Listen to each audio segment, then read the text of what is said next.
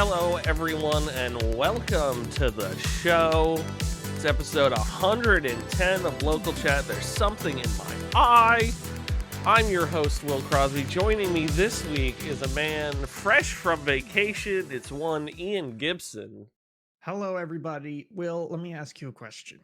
How many Is it questions do you have? time? Shut up. Is it time to retire the joke? Which one?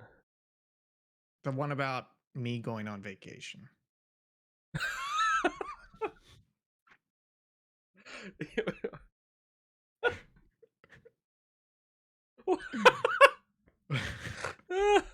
Yeah, folks, he did a stint in juvie.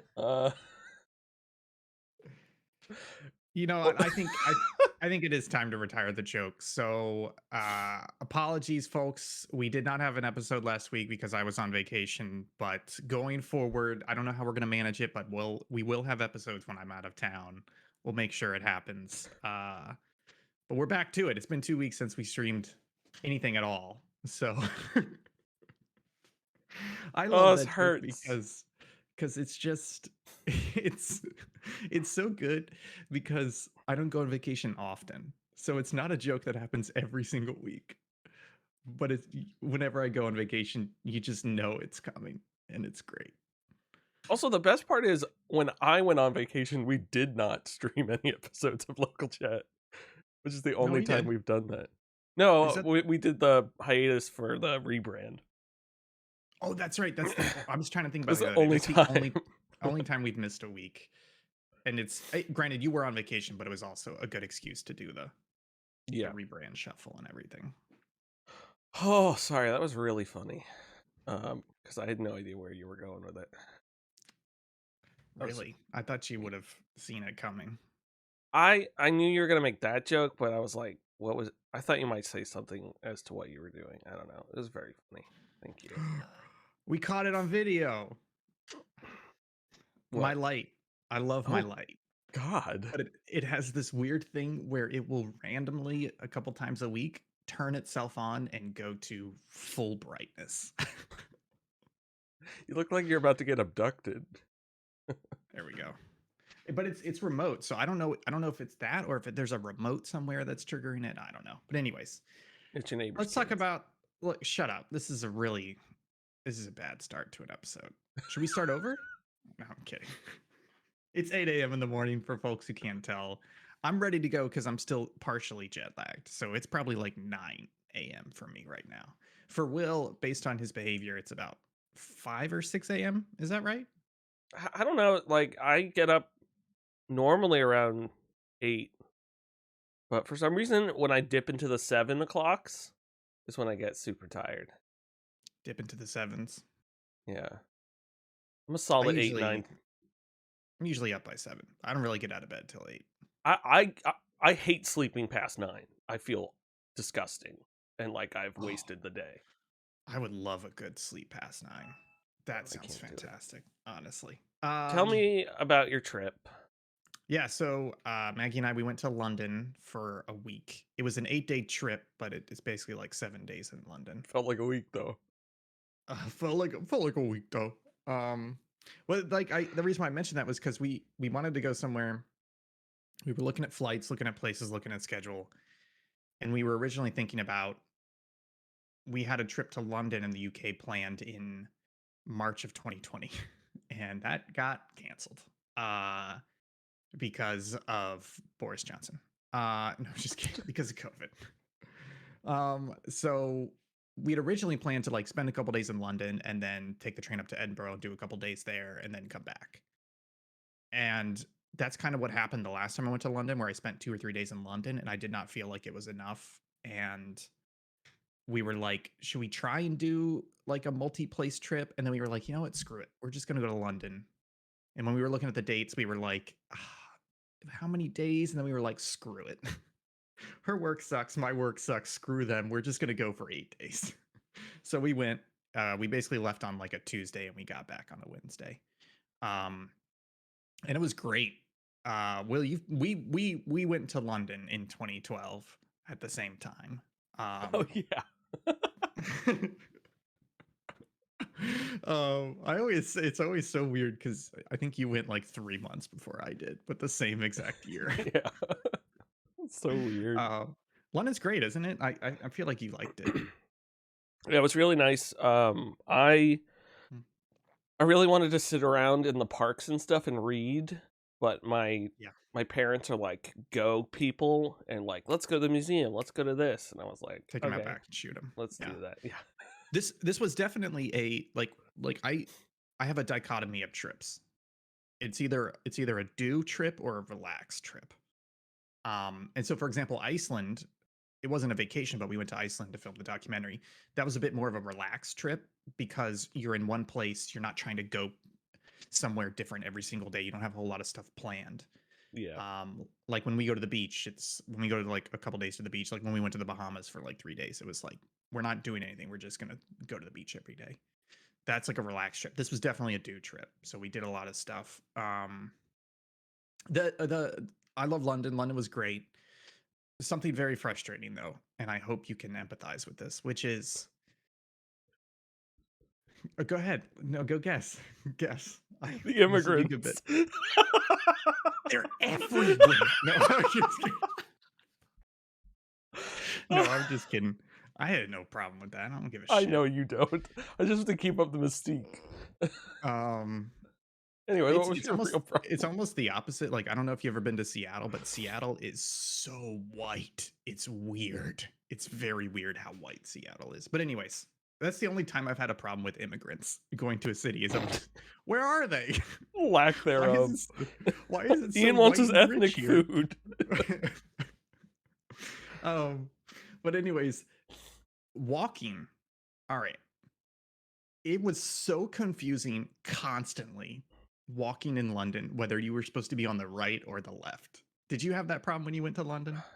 I I don't remember because at that point I wasn't like I was younger and I wasn't used to like walking in New York City and stuff. But um, the only bit of walking I remember is when I was gonna shit my pants and I had to find a bathroom very quickly. Was the only bit of walking I really remember. But yeah, I can see how that's an issue because the cars are opposite. Yeah, it's just very like I was going through like several layers of logic and I never got to a correct answer because I was like, "Oh, we should walk on the left because, the cars they drive on the left in the UK." And then you'd be walking along and people would be walking on the right and you'd be like, "Okay, I'm going to walk on the right." And then you'd go, "Well, maybe it's just a lot of tourists and they're the ones walking on the right." But then you'd see locals walking on the right. And then you'd go in the subway and they would have like signs that say walk left, like up and down the staircase. And you're like, okay, so we are supposed to walk left. Okay. And then you'd walk left, but then you'd get to an escalator and the escalator would have signs saying stand on the right, walk on the left. And it's like, but that doesn't make sense because on the highway, like on the US highway, the fast lane is the left lane. And I know in the UK it's the opposite on the highway. The fast lane is the right lane. So if I'm on the escalator and I'm standing still, I should be standing on the left. It's just like a fucking nightmare. So we're like walking around and it was just constantly like aggravating because I'm like, we're having to switch sides like literally every 10 feet. And then people are coming at you, and Maggie's not great at walking. So like she doesn't pay attention to what's in front of her and she doesn't pay attention to which side should she be on. And then she's really bad at like somebody's walking towards her and she'll like do the hustle Goalie if she notices. And so I'm like trying to like be like, okay, we're right now, we're left now, we're right now. And I'm like hurting Maggie. grabbing the And then the whole leash. time, yeah. And then I'm like, we have to turn here. And then I'll be like, we have to turn right. And she turns left because she doesn't know left from right. So it's like it was honestly the worst part of the trip. Really not that bad, but it was just I was prepared to be like, when in Rome, I'll walk how you want me to, but it turns out nobody knows. Even the signs were conflicting. But it was a lot of fun.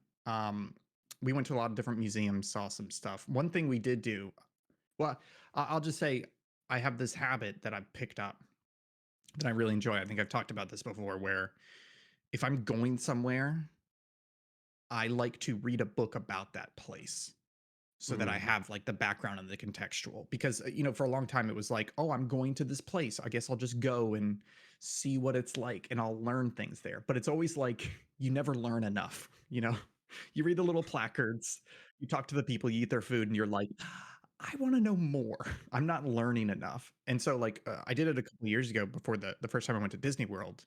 Before I moved to Florida, I was like, I want to read a book about Disney World, like all the way from like the 50s when it was dreamed up to like when they bought the land and they built it up. And it gave me so much like background information that when I went there, I was like, I was still having a great time, but I also knew the context behind it. And I knew that like they owned like thousands of acres. And I was like, it's still a 20-minute drive to the park, but we have crossed over into literally Disney territory. And I was like, they own these roads, they maintain them, and like all these little things. So I've been reading Winston Churchill's History of English Speaking Peoples, which is basically a history of Britain and all of its colonies from like, I want to say like 500 BC all the way up to like, I think it goes up to like the 1900s. It's 3 books. I didn't finish it in time, but I got up to like the 1500s while we were there. And it was great because going to all these museums, like, oh, that's Charles III. Like, oh, I remember that guy. Oh, I know this place, the history of London, etc. And so it was really nice being able to read that and then go to these places and kind of embrace them. Do you kind of have something similar when you go on? Do you prefer to know beforehand or to learn it all there? What's your preferred method of embracing a culture during a trip? Imperialism's the main thing I try to go for, is to convert them to my Yeah. way. No, it's similar. Like I won't usually won't read a book, but I'll like research a little bit before I go. Or like museums and stuff. If I know I'm going to a museum, I'll like look up things about stuff that's going to be at the Yeah. museum, so I know a little bit more. Actually, over the weekend, my parents were visiting, and we went to the Met Cloisters, which is the medieval museum. Oh, And terrible name, but sounds cool. well, cloister like a church. But it's not a church. I mean it is a church. It's a giant old. They built it in the 20s, but they brought stuff from Europe. It literally brought stuff from Europe to build around all the stuff. So it's all like this name. It's a no, joke. it's all like 15th century stuff, but they just brought it from Europe, Yeah. which is wild. So there's like churches and all sorts of, or anyways. But it was nice having just played Pentiment because they had like a book of hours, like a bunch of they had a book of hours that was like this big, and There's only 12 of them. Well, 24. I hate you so much. But I was like, how did they make that? It's so small. Like Yeah. I can barely read it, and it's modern day. So yeah, I know what you're talking about, where you're like you can connect those dots, and it's nicer to like experience it that way. Speaking of museums, though, we went to a couple. I won't talk about all of them. I will talk about by far the worst museum on the trip, and possibly one of the worst museums I've ever been in, which was the British Museum. So I made a mistake. I did not research the British Museum. I knew they had some historical stuff there, and I know that the British Museum, of course, they have a history of basically they stole these goods during imperialism or bought them off of like less than legitimate archaeologists, and they've just refused to give these artifacts back. But I thought it was going to be like 2 things. Number one, the Smithsonian National History Museum, which is all about national history, and I've been to the Scottish Museum in Edinburgh, which is Scottish history. So I was like, it's the British Museum. It's British history. It's not. It's fucking not. It's just a whole bunch of stolen artifacts from all over the world. And the worst part was it wasn't completely disorganized, but they probably had like 50 different rooms, right? And so you would walk into one room and it would be like similar to what you're talking about. They'd be like, this is like 1000 to 1500 AD Europe. And so they would have like, Roman, a little bit of Roman, they'd have like British like reconstructions of altars from churches, etc. Not reconstructions, but like they bought them and they moved them here and they rebuilt them in place. And you're like, cool. And then you go in the next room and it's like Korean modern art. And then you go in the next room and it's like Egypt, 25th dynasty. And you're just like, what the fuck are you doing here? and then you would go through 10 rooms, you'd go up 3 floors, and then you'd be like medieval history 1500 to 1800, Egypt 20th dynasty, and it was just like there was no fucking flow at all. and even though they had a lot of good stuff in there, number one, it's not clear that it's a history museum of like basically all these stolen artifacts from all over the world. And number two, there was zero flow to it. So we were just wandering around, and like Maggie really likes the Egyptian stuff. I wanted to see the medieval stuff. And we're just like, okay, so we go to this room over here, and then we go over here, and then we go over here, and it was just a complete fucking mess. And it was like I was prepared to excuse some of their stealing of artifacts if it was a fantastic museum and it Mm. talked about British history, etc., and it had some stuff like that. It wasn't. It was just a building full of rooms full of beautiful stolen artifacts, and it was very disappointing. Um, but there was we did. I do want to talk about one more thing about the London trip, which was we did go see a West End play. Did you guys go to the West End? Any productions when you were there? Oh, West End. No, I have never gone to the West End. Right. So it's like it sounds so prestigious, and you're like, oh, it's the UK. It's got to be like a fancier version of Broadway. And it turns out it's not. And the reason why I say that is because we went there, and when we went previously, when I went like 10, 12 years ago, we didn't do a West End show. We didn't have time, but we did go see a Shakespeare play at the Globe, which is a reconstruction of Shakespeare's theater, which was really cool. And I wanted to do the same thing this time, but they weren't. They were kind of between productions, so they didn't have anything going on. So I was like, well, let's go see, a West End show. And I look up the list, and it's like Matilda, Matilda, the musical, Back to the Future, the musical, Hamilton, Lion King, the musical, just like this UK sitcom from the 70s, the musical. Like it was just absolute trash. Like not to shit on those shows, but like it's their version of Broadway and Times Square all wrapped up into one because all the theaters are around. Well, I guess it's the same in New York, is that all the theaters are around Times Square. It's the same thing. And I was like, I was pretty disappointed because like it's like the great thing about Broadway and West End is that you have famous actors come and they will put on performances. Like one of the things I really wanted to see was Death of a Salesman. There's a recent production that's supposed to be very, very good. And it's Wendell Pierce who played Bunk Moreland on The Wire. He's fantastic. And he plays Willie Loman, I think is the main character's name. And I wanted to see that, but they weren't there. So we were like trying to get tickets, but we were like, we don't really want to see any of this shit. Well, of course, Maggie wanted to see all of it. And I was like, I'm not watching a fucking musical. Honestly, the only musical I wanted to watch was Book of Mormon. I've always wanted to see it. It's never come out on like DVD or theaters or anything like that. It's only available on the stage. But Maggie had already seen it, so she didn't want to see it. And I was like, so we ended up settling on there's an Aaron Sorkin production of To Kill a Mockingbird, starring Matthew Modine, who's like the scientist dad from Stranger Things. He also plays the main character Joker in Full Metal Jacket. And I was like, this is a good compromise. Like this isn't going to be terrible, and it's got an actor that I enjoy. So let's go see that. And we went and saw that, and it was really good, except for one problem. Um, Oh no. can you guess? Can you guess the problem? Oh no. They didn't end up killing the mockingbird at the end of the story.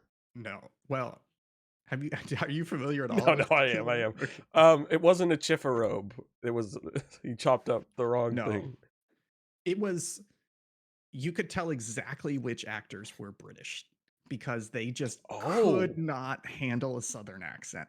And when they could handle it, they couldn't keep it.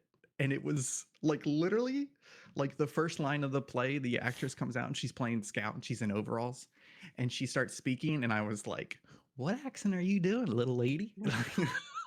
Like I'm gonna try and do, there was two like lines or at least two words that I remember that they kept butchering, and they would be like well, I've been in trouble before, but I've never been through that. And it was just like, oh no.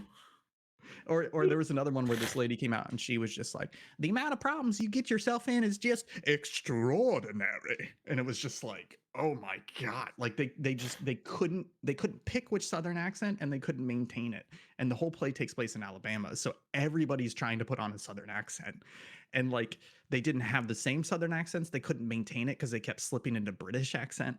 And Yeah. it was still very enjoyable, but it was just like, oh my God. Like it was very weird. But it was fun. I got to see Matthew Modine, and then the next day we accidentally walked past him in the street, which was pretty cool. Got his Yeah. wallet. He got his wallet. It was a fun trip overall. London, you never been to London? Highly recommend it. I think 1 week is pretty much all you need to get like the full London experience, and you're good. You can hit all the major things and then leave. We may go back to the UK at some point, but we're gonna do outside of London. We'll go up to Scotland and stuff. Nothing against London. It's just like it's a great week trip. You get a lot done, but by the end of it, we were like, I don't want to say running out of things to do, but we had our fill. It wasn't Yeah, too short. It wasn't too long. It was perfect. It's a yeah. great trip. Nice. I'm excited. That's fun. I need to go back over to the UK because I haven't gone. I went with my parents the last time, so I need to go so I can experience all the Hey, dark sides. yeah. London. And the other thing is it's great. I'm kind of at this point in my life where for so long I had zero money, right? Like growing up. I I don't know. Do you ever do this thing when you were growing up? Whenever you went to a restaurant, you had to look at two things, right? Number one was the price, and number two was what you wanted to eat. And it's not because we were like super poor growing up, but it was always like, I can't order the steak, it's 25 bucks. Yeah, Even going to just Applebee's, it was like, I'm not going to order anything more than 10 bucks. And even going through college and through my 20s, it was like that. And honestly, it's only been the last couple of years that I'm like, you know what? I'm financially stable enough that I'm going to look at this menu and I can order any fucking thing I want off this. And it's been hard to adjust to that. But that was the thing about the London trip and the trips I've taken recently was like I've just been making a very conscious effort to just not have money be part of it. Like when we were like, we're gonna go see a play, and I started looking at tickets, I was like, do I want to go see a play? It's like $100 a ticket. Is that worth it? And I was like, no, stop it. You're on vacation.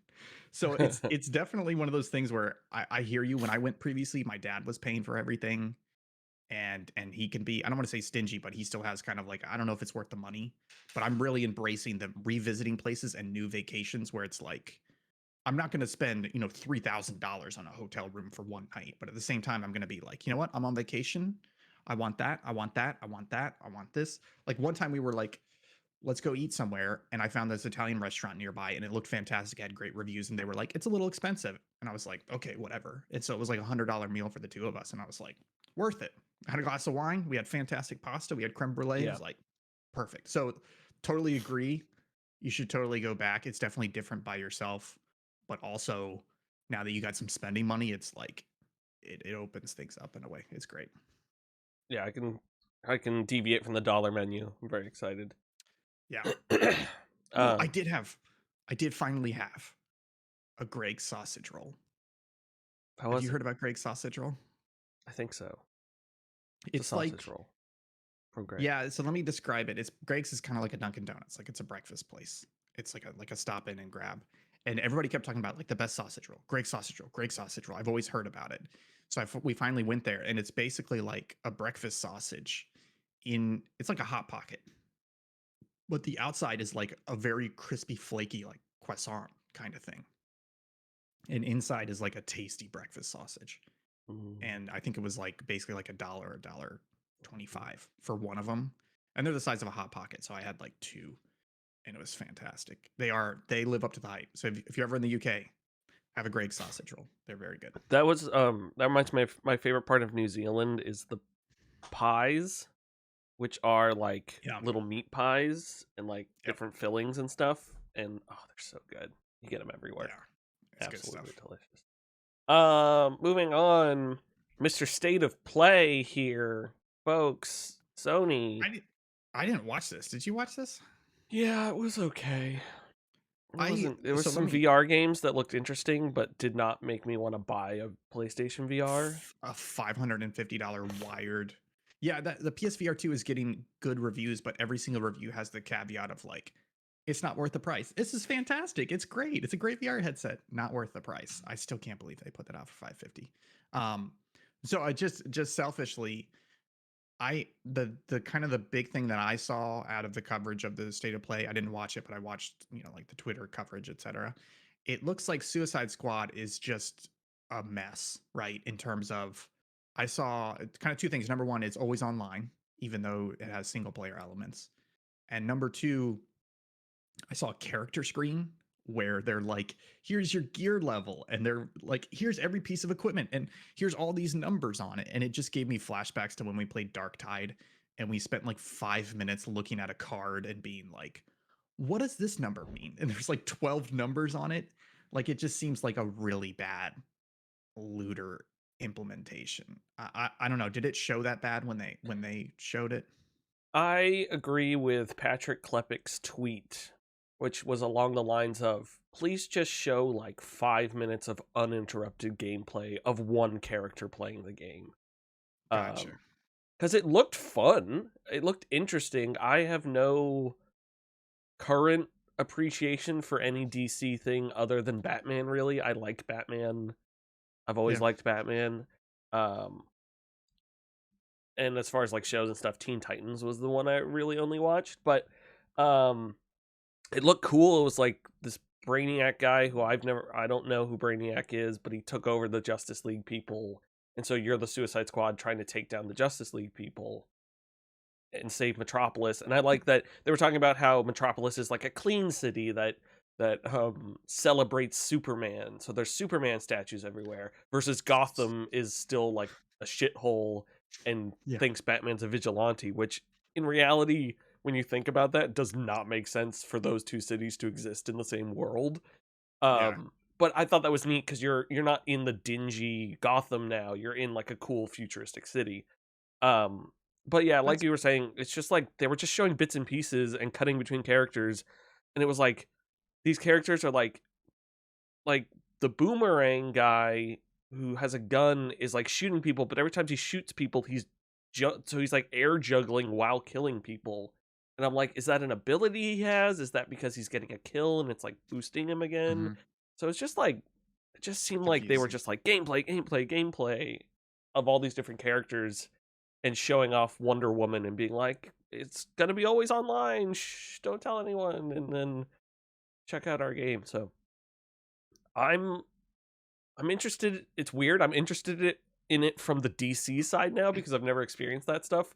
But then the Mhm. gameplay is just kind of like it didn't really grab me. It just looked like Yeah. Gotham Knights and all that. I So I wish I could remember who made this tweet, but I saw a tweet from somebody saying like this is the result of game development cycles being longer and longer because if your design and development and production cycle is not agile enough, then you are going to release a game with themes that are 5 to 6 years old because that's how long it takes to make the game. And when you think about 5 to 6 years ago, it was all about loot, it was all about gear score, it was all about software as a service, games as a service, always online. And that's eclipsed now. Like yeah, that's gone, but they built Suicide Squad to be that, and that's upsetting. Like this, I think it's going. I was about to say it's the new Avengers. I don't think it's that bad because the Avengers feels like shit. Like this game could feel good, but it feels like all the trappings around it are going to drag it down. I was ready for a new Rocksteady game. I haven't played one in a while, and I enjoyed the ones that I did, and so I was kind of excited for Suicide Squad. But seeing them do this is just disappointing. I feel like I don't know. This feels like a solid 7 coming. That's upsetting. But yeah. at the same time, this comes out this year. This year's already packed. So for once in 2023, can somebody put out a bad video game that I don't have to Please, play? Like there's please. Company Heroes 3 came out yesterday. I had no plans to play it, and I read the review, and it sounds fantastic. Kerbal Space Program 2, I believe, came out 30 minutes ago. Actually, I don't know if it's 30 minutes ago or 30 minutes from now, From but now. that's another game to play. I'm already like 4 or 5 games behind, and we're not even to March yet. So please put out more bad games this year, okay? That is a half genuine plea, you know? Start dropping Um, some dookies, okay? I would love it. big stankers. Speaking of big stankers, Street Fighter Six. No. The other things they announced in it, they had like a sizzle reel for Resident Evil 4 remake and cheesed a special demo. Which at this point, I'm just like, put the game out. I just want to play it. Stop showing it to me. Yeah. Street Fighter 6 stuff that I don't care about. That Goodbye Volcano High has been shown before. It looks interesting. It's like a music game, but you're all dinosaurs in like a high school. The art style doesn't appeal to me that much, especially with the characters being dinosaurs. I don't know, something about anthropomorphic characters when they're a little too realistic throws me off. And I'm Mhm. like, I just want people or make it more cartoony. But the gameplay looks really fun, so and like the story sounds neat. It almost sounds like Night in the Woods type of story. Um and then finally I'm just gonna say, unfortunately, the Destiny 2 Lightfall trailer almost made me install Destiny. I I heard you guys talking about it last week because again, when I'm out of vacation, you guys record an episode, but we never And we release just it. send it to you. You just send it to me. It took forever to download it on like the cell network in London, but I did it. Um, I'm right there with you. I would love to play more Destiny, but there is so much in the way between me and picking that game up. Like it's almost like Factorio or Minecraft or even Astroneer, like one of those games where it's like I had so much fun with it. It's been a long time. Let me hop back in. I know that I can hop back into any of those games because the start is going to be the same. It's roughly the same. I'm going to get into the groove and then I can decide, do I want to do the same thing or do I want to do some other different goal, etc. Destiny, they look, okay, I what the fuck is wrong with Bungie? Like, Destiny is almost 10 years old, and they've had the same fucking problem the whole time, which is they don't know how to onboard. They don't know how to present content in a way that makes sense. And they know they have that problem because they keep redoing it. They keep changing it up. And it just, I don't want to say it gets worse, but actually I think it does keep getting worse because every time they redo it, they go, we need to present it in a different way, but we also need to include all the new content. And so I know that if I boot that game up, it's going to be 60, 90 minutes of just sheer confusion. And the only way I'm going to get through that is by looking up a guide of being like, here's how to play Destiny 2 in this year. Because all I'm going to do is shoot, right? I just want to get back in the game. I just want to shoot. And it feels like they've thrown up so many fucking obstacles and barriers. So I'm right there with you where like I'm ready to hop back in, but they are pushing me away so much. So unless Lightfall like drastically changes that new player slash returning player onboarding, I'm probably not going to touch it. Yeah. Yeah, I told Jake, I said, listen, if we make a stream out of it, I will play you helping me through getting back on board, because at this point that's the only conceivable way I can think of having Yeah. someone explain it to me better than Bungie can, which And it's is not even, anyone. and to be clear, like I'm pretty sure you're talking about it's not explaining the story. It is explaining like the literal mechanics of the game. Like what does this Yeah. number mean? What does this mean? What is And this menu? What am I supposed to do next? Yeah. and I'm not a normal use case, like obviously people need this explained to them, but like I don't care about the gear stuff really, or like the mods on guns. I just want to play the game and know what I should be on the lookout for. Like that's the problem I've always had with Destiny. It's like I have a gun that's great, and then everyone's like, "Oh, it's terrible. You want to roll this on that gun?" And I'm like, "But And it's I like like I want to this carry gun." this gun forward. And I believe they changed this, but for a long time it was like, no, you you have to drop that gun because this light level is so low unless you foray into that same shitty mod system they have, which means grinding in weird ways. And you're just running around doing public events every 10 Yeah, minutes that are the same, which is a shame. it's Again, gunplay is fantastic. it's Everything else funny. around it is trash. It's a weird comparison, but I think it makes sense. It's like if someone handed me a pack of Magic cards and I opened them, and it's just like, I don't know what any of Yeah. these are. These good? Are these worth money? Like I don't know Yeah. anything. And then someone can walk in and make fun of me that I just drew $1 million card and didn't know it. So like that's how I Exactly. always felt with Destiny guns. I'm like, so I saved everything because I'm like, what if my friend says this is a good gun? I gotta go see if I have it. Like, So the only thing I would say is I I think that's actually simpler than playing Destiny now because I would say if somebody gave you $50 and they said you need to make a magic deck of 60 cards. Because I think that's the onboarding element that really sucks with Destiny is you hop in there and you have no idea what's going on, etc. yeah, Maybe we should play some. How much is Lightfall? I don't know. I'll have to look it up. $1,000. Because I'm remembering like the strikes and stuff, and I really did enjoy the shooting. What's the squad size? Is it 3 It's or strike? 3, and then raids are 6. I had a blast doing raids, though. Yeah, I did one and I had fun. Yes, maybe me, you, and Jake should hop in. Not necessarily for stream series, but I'm willing to give it another shot but I just really need somebody to either hold my hand or hand me a walkthrough that says this is how to get through the first 2 hours and how to understand the basics. Yeah, I would do it. It's a fucking mess of a game that we have to say that statement. Like, we want to play this game, and we have to add that caveat to it. Crazy. Yeah. Speaking of games we've been playing this week, I'll try to hit this section a little quick so we can get on with our days. I beat Metroid Prime Remaster. Very fun game. I think all of the issues I had with it stem from it being a 20-year-old game, 19-year-old game that didn't update much in the way of gameplay. It was just a remaster, so up-res textures, change the controls, but I was using a guide fairly often to be like, where do I go next? Not in the sense of like, I just didn't want to walk the wrong way and have to walk all the way back. Because that was the one thing. I wish there was fast travel between save stations. I wish you could save whenever you wanted to, or at least suspend it pretty easily. What I thought was the final boss is one of the hardest boss fights I've ever been in. It was just, and it was because I didn't know if anything I was doing was affecting the boss. And the game, up until that point, did a pretty good job of like coloring enemies if certain abilities worked against them, and the final boss ended up being like that as well. But the pre-lead up boss was not like that, and it was just like super frustrating, and I kept dying, and I almost broke the controller because I was so mad.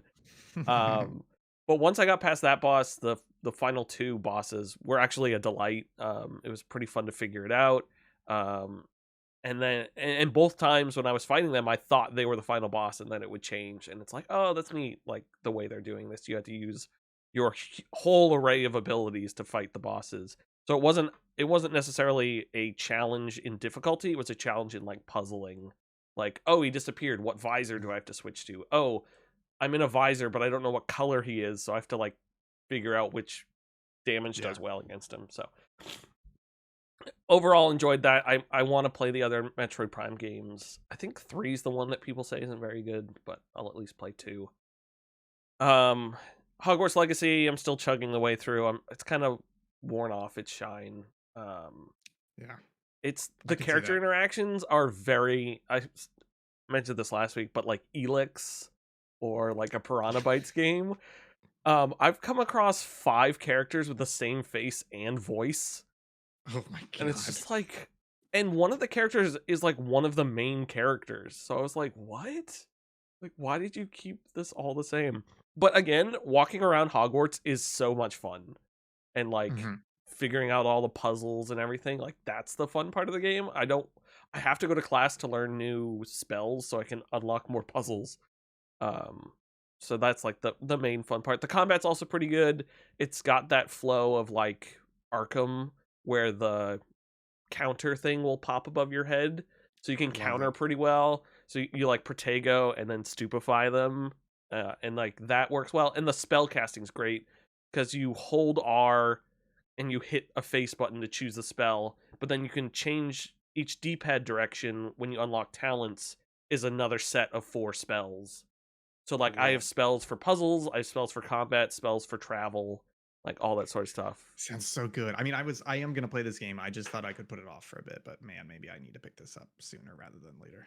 Yeah, so I'm not dropping it. Like the story's just interesting enough to keep me going, and I'm enjoying it. But it's not like it's not gonna be my game of the year. It might be on the top 10, but in this year of bangers, I'm not quite sure yet. And then finally, Wild Hearts, the Monster Hunter by Koei Tecmo and EA Originals.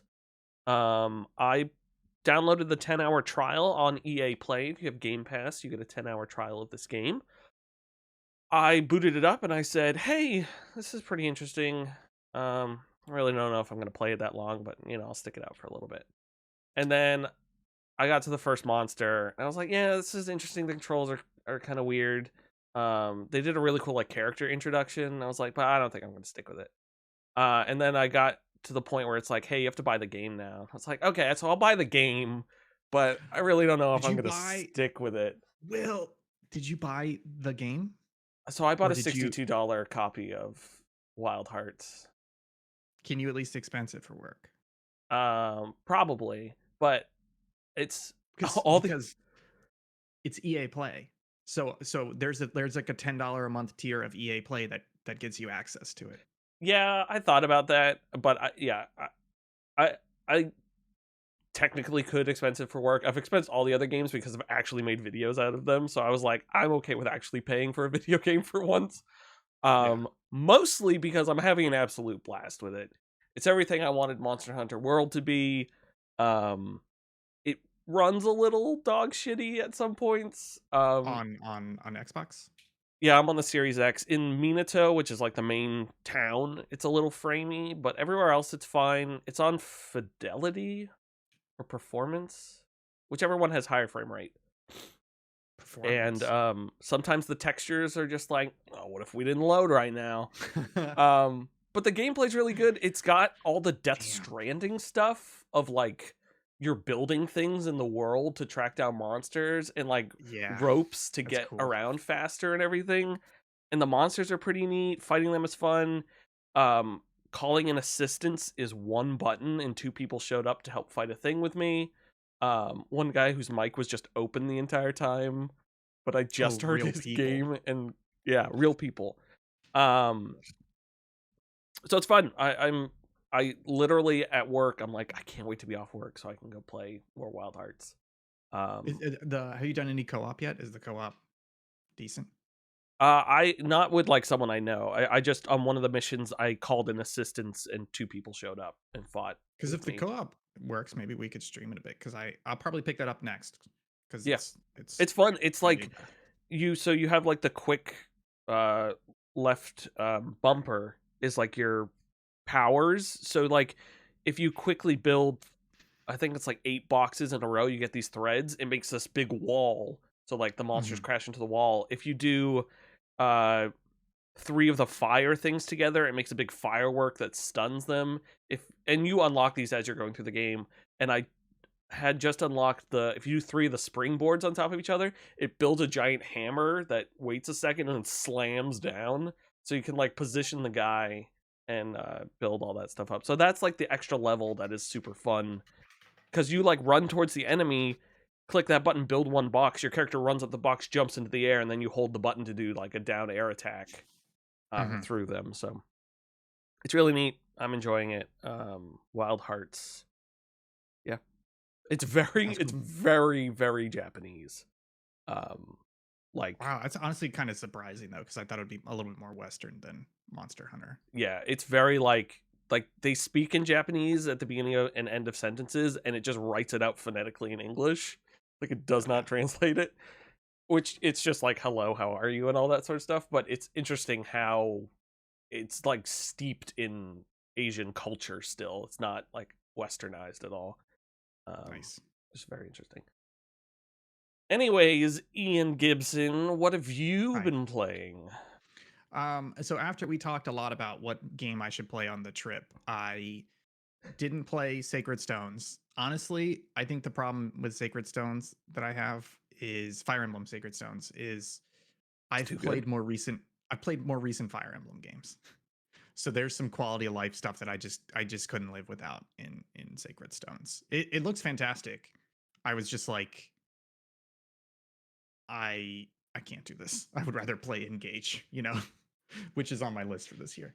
So I tried playing that, and then I tried playing Racing Lagoon, and you talked about it last week again in the recorded episode. Yeah. That game is just bonkers from the start, and as soon as it gave me Kingdom Hearts 2 vibes, where I was like, Kingdom Hearts 2 / Scanlines vibes, where I was like, this is so insane. We have to stream this. I want live reactions to this because it's crazy. So I literally stopped playing it after like 10 minutes. So we'll stream that at some point. Probably just a one-off stream of just like, this is a bonkers game. Y'all got to look at it. Um, and so I ended up landing on Angry Birds because I really like podcast games. When I'm flying, I'm going to listen to a podcast and have a game on my phone that I can just mess around with. And so I was playing Angry Birds. And it was really cool because Rovio, who makes Angry Birds. So what happened was they put out Angry Birds. It was full of ads and microtransactions, and it was a free game, but it was kind of early, so people were okay with that. And then they put out Angry Birds 2, and they got rid of Angry Birds. Like they delisted Angry Birds. And they had Angry Birds 2, which had some content from it, still microtransactions ads. And I was like, well, that's shitty. And I played those before a little bit, but I didn't like the ads for microtransactions. But now they have this version called, I think it's called like Rovio Classics Angry Birds. It's 99 cents. It's the entirety of Angry Birds 1, and it's no ads, no microtransactions. So you're just playing the game. And the gameplay's solid. It's enjoyable. It's Angry Birds. And I was having a lot of fun with it. It's weird though. You can tell that the difficulty and the balance is harder than it should be, and some of the missions are designed in such a way where it's like there's only one way to do this, so you can't, you have to lob them at this height, you have to do them this. And so there's a bit of a grind in there where they're like, hey, maybe you should just give us some money, you know to skip this hard level. They took out the money part, but the hard level's still in there, so it kind of sucks, but it was still enjoyable. I mean, I probably played like 4 or 5 hours of it throughout the course of the trip. It's great on the subway. Just pull it out. I got a 20-minute subway ride. I'll just play it a little bit. Um, However, there's some sad news. Did you hear the news about this, Will? Aren't they getting rid of it because they want people Yeah. to pay a subscription or something No, like they that? they got rid of it yesterday. So basically, the problem they had was they released this 99-cent version of Angry Birds 1. So you pay them 99 cents, you get access to the full game. Great. And they announced yesterday they're delisting it because their excuse is too many people are paying for the 99-cent version of Angry Birds instead of playing the more modern Angry Birds, which is full of microtransactions and ads. So they're not making as much money off of the old school gaming model. So they're literally delisting the game again. And I was like I don't know. I need to see some financials there, because if they came to us, if they and they're not going to publish it, but if they publish financials and they said literally we can make 20 times as much if this game was not on the market versus leaving it on the market and selling it for 99 cents, I'd be like, okay, that makes sense.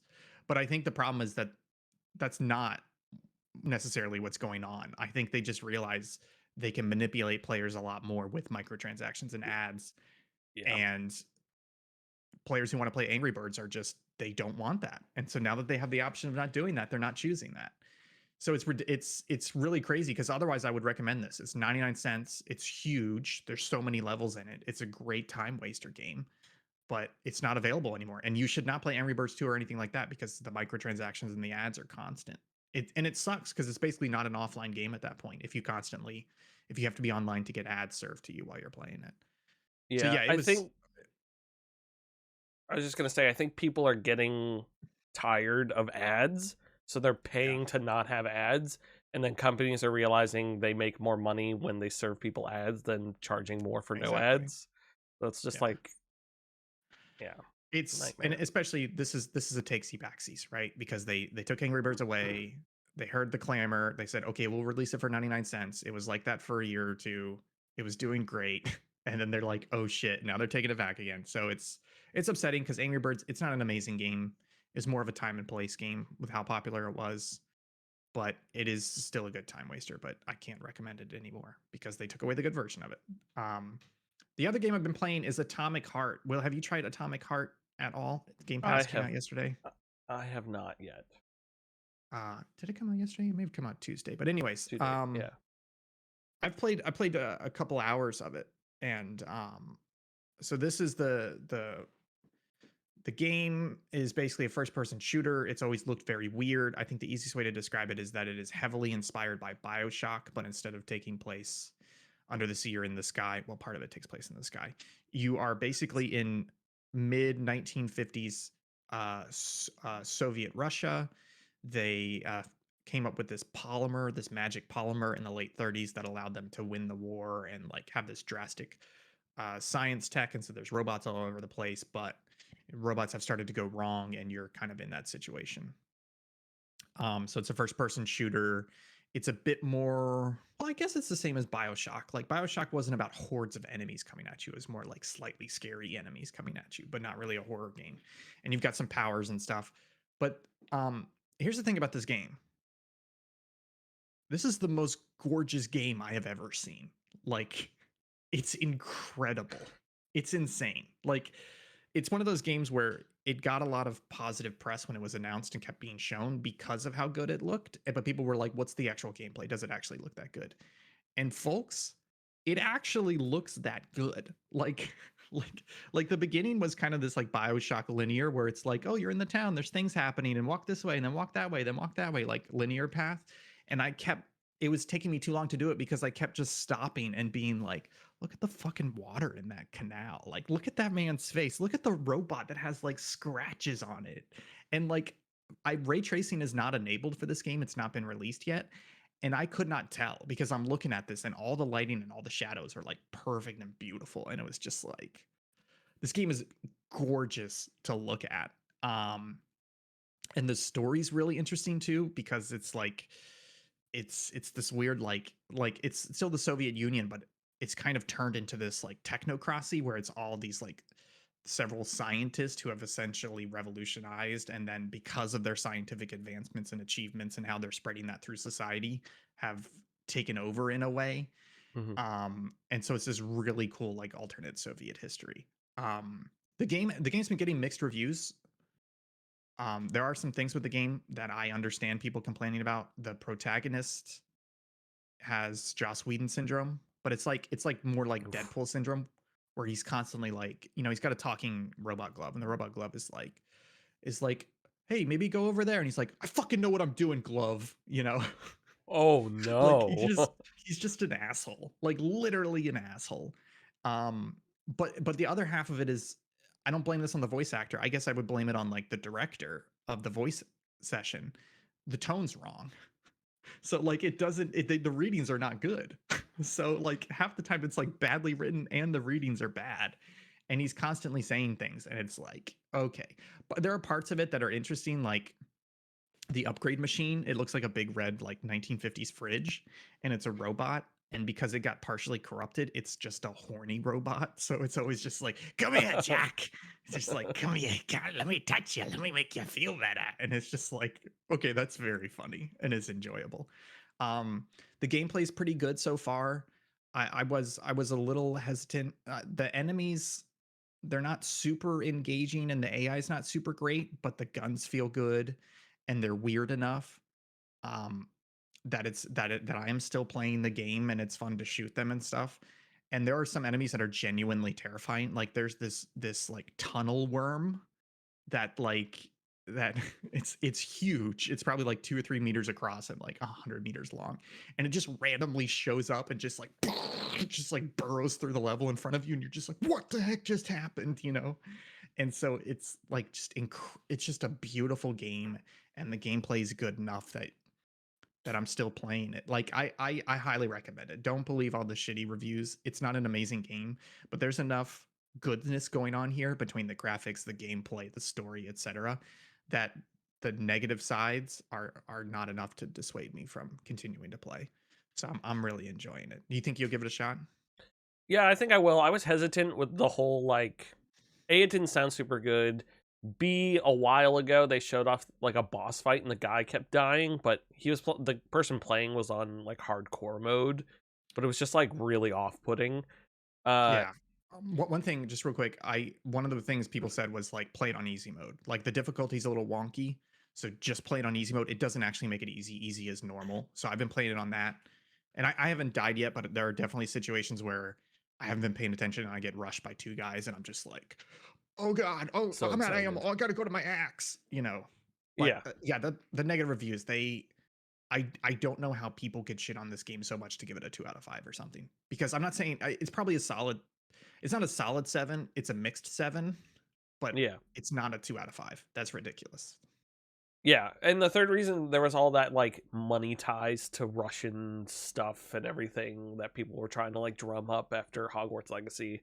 And I was just like, I'm okay, I don't have to pay for the game. It's on Game Pass. Yeah. Um Yeah. like Exactly. I feel I solved the Hogwarts Legacy issue and this issue is solved already, so I don't have to worry about Yeah. it. Um Exactly. so yeah, I'll definitely check it out. It sounds interesting. I didn't even realize it came out until you Yeah. I thought it was just still advertisement and stuff. No, it's real. It's a real game. And I'll just say, going back to how great it looks. It looks incredible. I have a very powerful computer now, but there are still plenty of games that have trouble running at like 4K 60 on my PC. This game is running at like 4K 60, 4K 90, like zero problems, and it looks incredible. I don't know how it runs on the Xbox, but like I can't stress that enough. Like it, you ever do those like not like the tech demos, but like the benchmark test where they're like, hey, we came up with this like time spy and you're in the future and there's a laboratory and there's robots, and you like turn it on and it's all been like 3D pre-rendered, etc., as a way of just taxing your CPU. And you're like, why can't games look this good? This is that fucking game. Like this game looks that good and is that crazy in terms of like the aesthetics and the art and the design and the choices. There's so many good like Soviet posters on the wall and they're all in Russian. So you go up to them and you look at them and it'll just do a little caption in English of what it says. Like the game looks incredible. You have to at least play like the first 20 minutes just to oogle at it, just to go like, ooh, that's good. I know it has those two beautiful twin robots that are hotter than any AAA female. You know what? They are. They're very sexy robots. My counterpoint to that is, yes, they're very sexy robots because they're making fun of the fact that they're supposed to be sexy robots. Oh, that tweet honestly was so good. I don't want to give the game that much credit. I don't know that they're making fun of it. They just made sexy robots. Right, exactly. Robots. But they also have those like giant penis machines and all that sort of stuff. So they're clear, and the horny other robot. They're clearly doing it on purpose. To make fun of it. Anyways. Yeah, I'm gonna check it out on the Series X, so I'll let you know if it looks as gorgeous to me as it does to you. I hesitated to mention it, but I'll mention this here on the as we head out. But I have also been playing Factorio. It's great. Are you finally gonna beat it? Yeah, I think so. I booted it up. I needed a good game because Karen played through Last of Us Part 2, and now she's playing through God of War Ragnarok. And so she's been using the TV. So I was like, somebody get that woman some taste. I was like, I need to play hey, Last of Us and Part 2 are very good. So I was like, I need something to play on the computer. And usually I'll either be drinking or something else, and I don't want to learn a new game while I'm in that state. So I'm like, oh, let me just play something that I can just chill. And I put a stream up of something, and then I just play Factorio. Although I just hit the point where I want to rebuild a bunch of stuff, which isn't as no, I'm just rebuilding a factory and then tying it back in because I messed up my main bus a little bit, and I just want to restart it. I want to restart all my smelters farther away and then bring them in better. So it's a whole thing now. It's great. God, it's great. We never did play Satisfactory. I feel like that's the next, because Satisfactory. I played a bunch of Satisfactory. I mean, I did too, but I never finished it. And I feel like if we had a multiplayer going, dedicated server, don't say that. Don't say. Yeah. We don't have to talk about any of this news. It's kind of lame. No, I gotta go to work. You gotta go to work. Folks, thanks so much for tuning in this morning. We'll be back this weekend with I'm gonna be streaming something. I'm not sure yet. Okay, I'll be around. It'll be fun. We'll be there. Yeah. Tuesday, we got stuff going on. Next Thursday is more local chat. Sorry. Tonight, if you're listening to this live or you're listening to it today, I'm helping out with a Smash event in Jersey City. So come on by. It should be fun. You can find that on my Twitter. Subpixelfilms.com brings you to our link tree where you can check out all of our content. I'm at Hunt270 on Twitter. That's at The Gibson on Twitter. I hope everyone has a lovely weekend. And yeah, that's about it. I don't think there's anything else. So we will see you all next week. Have a wonderful, wonderful day. And remember that we're all number one.